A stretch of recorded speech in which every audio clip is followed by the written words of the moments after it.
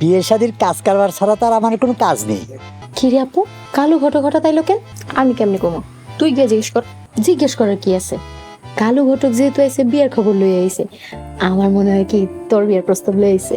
কেন আমার বিয়ের প্রস্তাব কেন? তোর বিয়েরটাও তো নিয়ে আসতে পারে। আইছে শুনছস কোনোদিন বড় বোনের রেখা ছোট বোনের আগে বিয়ে হইছে? আর তাছাড়া আমি তো আব্বারে কইয়াই দিছি, আমি আব্বারে সেরা বিয়া করে কোনোদিন কোথাও যাইতেছি না। আই তুই চুপ করবি। কার বিয়ের কথা কইতেছেন? আপনার বড় মেয়ের কথা বলতেছি। মাশাআল্লাহ, রূপে গুণে অনেক সুন্দর হয়েছে, ডাঙ্গর হয়েছে, বিয়ে দিতে হবে না? আল্লাহর রহমতে আমার মেয়ে সোনার টুকরা। আর সেটাই তো করছি, মেয়ে তো ডাঙ্গর হয়েছে, এবার তো বিয়ার চিন্তা করা দরকার। তা তো বুঝলাম, আপনি ঘটক মানুষ, আপনার কাছে তো ভালো পরামর্শ আছে। কখনোই তো এই কাল্লু ঘটকের খবর রাখেন না। যাই হোক, একটা সম্বন্ধ আছে, পাশের গ্রামের সিদ্দিক সাহেবরে তো চেনেন, রাজনৈতিক নেতা।